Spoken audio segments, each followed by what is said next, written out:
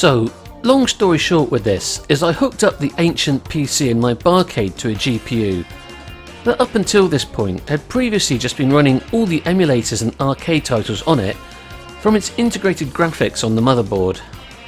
Longer story is, it wasn't quite as straightforward as that, and I felt it would be interesting, or possibly therapeutic for me, to talk about it in a video, which could, to all intents and purposes, act as a follow-on to the original video I made about my Barcade cabinet shortly after I finished putting it together back in 2016, as this does represent a significant upgrade in the hardware it's running on. I suspect as well that most people that were thinking about going down the route of building a Barcade cabinet nowadays would probably just go for one of the far more modern and space-saving methods of using a Raspberry Pi, rather than going through the hassle of decasing an old PC.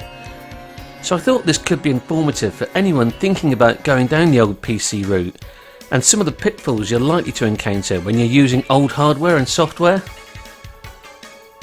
And the whole thing about using old hardware was that it was cheap. In the case of the Al-Cade at any rate, I'd originally never intended for it to be able to run anything more advanced than MAME and a couple of 8 and 16-bit console emulators. In other words, the arcade and console games I grew up playing in the 80s and early 90s. The PC that went inside it, a small form factor Dell Optiplex 780, a GPU-less dual-core PC with 2GB of RAM, was something I picked up second-hand at a local computer fair for an absolute steal, and it fit the bill perfectly for this job. In fact, as an added bonus, it turned out to be powerful enough to also run Model 2 emulator and the Dreamcast emulator Null DC. And in fact, I found out quite recently it was also able to do PS1 emulation to a decent standard, and could even do some not too graphically demanding PS2 games. Yeah, I know obviously if it can handle Dreamcast emulation, it ought to be able to handle PlayStation 1 emulation too, but I just never really thought about putting any PS1 games on there before, because I'd forgotten about awesome arcade titles on it, like R-Type Delta here. And to be honest, I'm grateful I'm actually still able to do any of this, because about 6 months ago I thought the Barcade had died. I'd started getting a message at boot about the system battery voltage being low, and it wasn't booting to the Windows 7 startup screen anymore.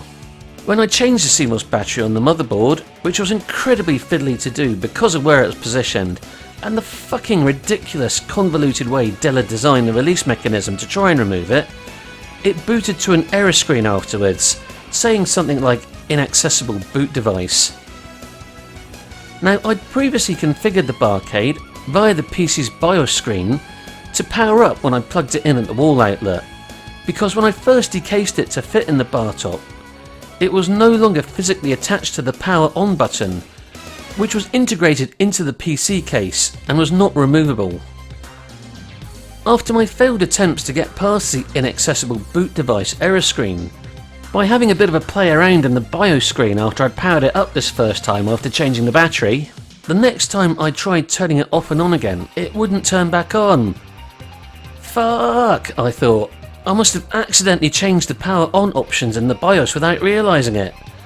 And now I've got no way to turn the machine on, because I threw the dusty, manky, horrible old PC case out as soon as the Barcade was finished, because I didn't think I was ever going to need it again, and as far as I was aware, that power button on the front of the case was the only way to turn the machine on. Fortunately though, after a lot of very panicky internet searching, I found out there was another teeny tiny little power button hidden between the two front USB ports and the microphone and headphone jack, which I previously was completely unaware of. Amazing. After this, now that I could actually power the machine back on again, I managed to find a thread on a Dell internet forum where someone was having the exact same issue as me, of the PC not booting after changing the CMOS battery, and I was eventually able to find the correct option hidden away deep in the BIOS to get it working again. Equilibrium was restored. Phew. So having got the machine working once again, I've had a bit of a newfound appreciation for it all over again. Now, as I mentioned earlier, I'd originally only ever intended for it to play simple 16-bit console and arcade stuff in MAME, things like your Golden Axes, R-Types and Outruns. Back when I first assembled it, I'd never really thought about trying to upgrade the graphics on the PC by adding in a video card, because the integrated graphics were doing everything I wanted. Also, after I'd physically inserted the PC motherboard into the Barcade under the monitor and screwed it in place, I'd positioned it so the power supply was at the rear of the cabinet near the air vents at the back to help distribute heat from it, which meant the PCIe slot that the GPU would need to plug into was right underneath the arcade machine's control panel that housed the joysticks and buttons, so a video card just physically wouldn't have fit into it. So at the time, I was content just to keep things as they were. Then, a few years back, I had another old PC that I used mainly as a media player under my TV that died, and I suddenly wound up with a spare GPU. Now, although I did mainly use it as a media player, I did occasionally play some games on this third PC, and you can actually see it here being incorporated into a 3-player wireless network with the Al-Cade and my main PC. And this is once again some old footage from 2016, back from when I was very first putting the Al-Cade together. And I found this on an external drive and I didn't even realise it was on there, so that was a nice little bonus extra video to put into this one. So I mentioned about ending up with a spare video card, and the video card in question was a 1GB Nvidia GeForce GT 530, which is a video card that's probably coming up to about 10 years old now.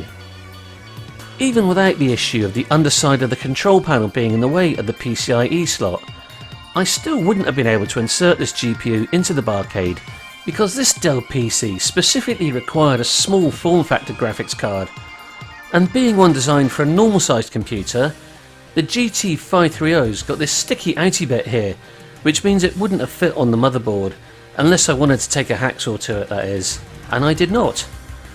So I stuck it into a box known as the box of spare electronics crap that might come in useful in the future under my bed, where it stayed for about the last 3 to 4 years. During this time though, my brain kept pondering the possibility of whether there might be some way I could somehow utilise it in the Barcade. Now, being as old as it was, this GT 530 wasn't exactly cutting edge, even if it does sound like a maker Ferrari. But all I wanted was something that'd be enough to just give the Barcade PC a little bit of a boost to try and get a few slightly more visually advanced games running on it. For example, I had the Taito Type X2 arcade version of Super Street Fighter 4 on the hard drive of the Barcade, but just using the integrated PC graphics it ran in slow motion. Supermodel Emulator was something else I was specifically interested in trying to get running on it. This was mainly because I wanted to see if I could get a 2-PC link-up going with my main computer to try multi-PC Scud race in Daytona USA 2, similar to how I'd successfully got link-up working with MAME and Model 2 emulator on the Barcade. Supermodel though needs OpenGL to run, which I couldn't get running on the Dell's integrated graphics. Now if only there was some piece of spare technology I had lying around my house that could help with this problem. So just over the last week or so, I felt inspired to have a rethink about this and see if there was a way I could get this small but still full-size GPU into a slot designed for a small form factor video card and get it out the way of the control panel at the same time. It turns out there was a solution out there all along. I found out that you can buy PCIe x16 slot extenders. So I purchased one off Amazon, and this enabled me to negate the problem of space inside the cabinet and also let me use the regular size GPU in the small form factor PCIe slot. Get in! Once I'd powered the Barcade back on, video was getting output to the monitor, so everything was working as it should be. The last thing I just needed to do was download and install some graphics card drivers from the Nvidia site, and Bob's your uncle, we should be properly up and running. Life is never that simple though. It turns out updating the Nvidia GPU drivers on a very old PC, still running 32-bit Windows 7 for an ancient GPU isn't straightforward.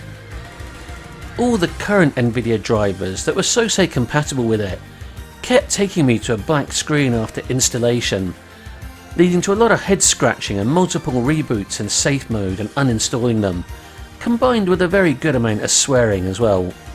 Just when I was at a point I was getting severely fucked off with the whole thing and was about to throw in the towel, I found an unofficial, non-Nvidia affiliated third-party site to download some old Nvidia drivers from that dated back to 2015, and bingo! The machine booted up properly, display drivers, PC and GPU all finally working in perfect harmony. Finally, all these years after putting the machine together, I was able to play Scud Race and Daytona USA 2 on the Al-Cade. The slightly more advanced PC stuff that I could previously only play in slow motion was now also working properly too, like Super Street Fighter 4 and Street Fighter Cross Tekken. The emulation of the Sega Dreamcast games has improved, along with the PS2 titles, and I can now get decent emulation of games on PPSSPP emulator like Ridge Racer 2, Wipeout Pulse and Wipeout Pure. The J-config versions of H2 Overdrive and Dirty Driving also work just fine, so that's super cool. H2 Overdrive was one of the titles I really hoped would work after this, and I can also launch Aliens Extermination in a standalone launcher as well. Oh, and I can also now play Outrun 2006 Coast to Coast and its proper 60 frames per second, max res and anti-alias settings, whereas before I could only play it at 640 by 480 at 30 frames per second. And if you're thinking it seems like there's an awful lot of racing games in that list which probably aren't ideal to play using a digital joystick on the front of the arcade cabinet, don't worry, because I do actually have a USB hub built into the back of the machine which I can plug in either a steering wheel or an Xbox 360 pad, which does give you the benefit then of analog controls. A feature I specifically added to the Al-Cade when I was putting it together, when I realised that I'd be able to play things like Daytona USA and Outrun Coast to Coast in link-up mode.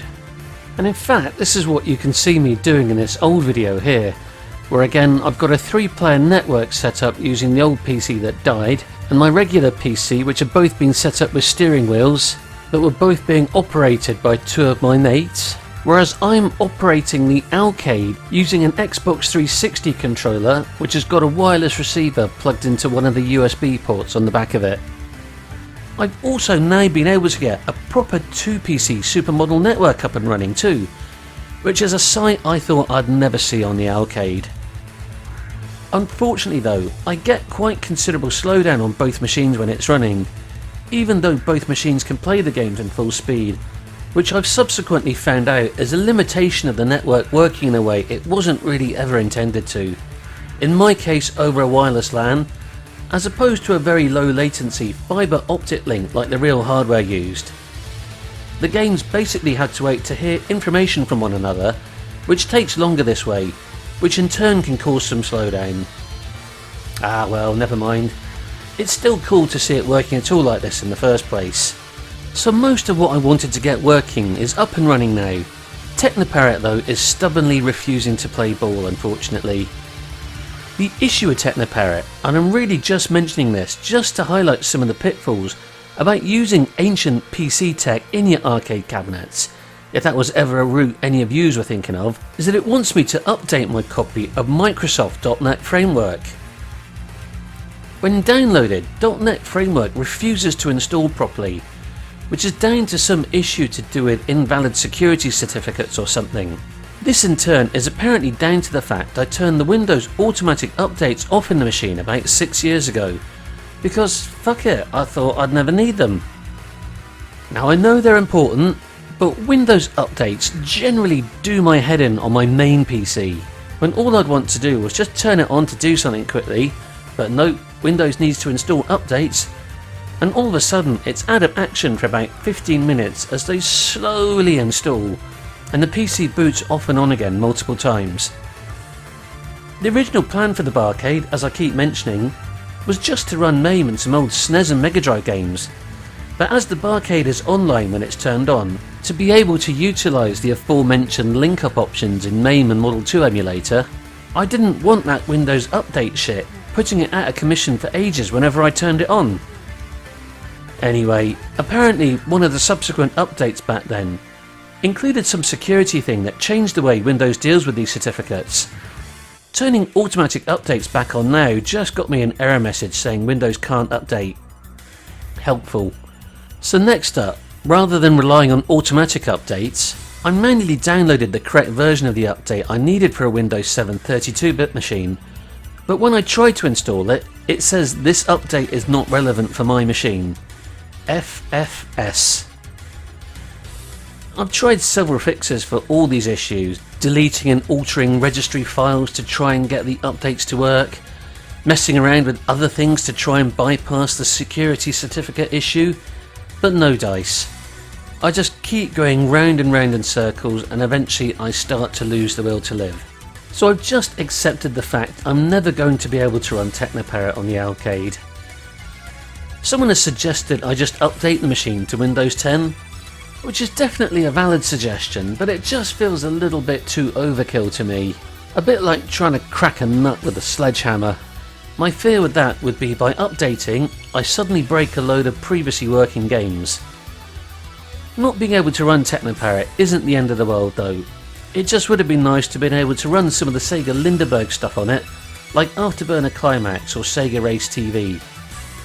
Plus, I had a major chubby for the idea of running Star Wars Battle Pod on the Al-Cade, but without Technoparrot that's not going to happen. Unfortunately, JConfig's not going to work for Star Wars Battle Pod here either, because I can't update to a more recent version of the Visual C++ redistributable, which it needs some DLL files from in order to run. And I've tried just transplanting them from my regular PC, but Windows won't let me paste them into the folder they're supposed to go into on the C drive of the Al-Cade. You fucking suck, Windows, I hate you. Trying to get access to a folder your PC won't let you take ownership of is something I've had real headaches with before, and much as I'd love to try and get BattlePod working on my Barcade PC, that juice just does not feel like it's worth the squeeze at the moment. Maybe I'll have another shot at tackling it at some point in the future. There were also a couple of Steam games I wanted to add, like Cuphead and the modern version of Wonder Boy the Dragon's Trap. Now the games themselves both work fine on a new GPU improved Barcade, but fuck me sideways, Steam does not want to play nicely with my arcade controllers. It's incorrectly seeing them as Xbox controllers, and then registering one of the inputs as always being on when I try to configure them, so it just keeps continually scrolling up through all the menus. Ugh. I just ended up giving up on trying to configure the controls for those two games. So anyway, Operation Barcade GPU insert has been mostly successful, despite the Technoparrot and the Steam failures. And talking about the trials and tribulations of actually getting this working, especially after I thought the entire cabinet was completely screwed last year after the original CMOS battery died, has been a nice exercise in catharsis. I tells you though, when the PC eventually dies inside it for good, I think I'm just going to be replacing it with a Raspberry Pi. Until then though, I'm just glad I'm finally able to appreciate that the heat is back on it. Because you see what I'm doing there, that was a Daytona USA 2 reference. You get that, don't you? Of course you do. Anyway, thank you for sticking with me to the end of the video. I will catch you all again sometime soon. Ta-ra! Bye!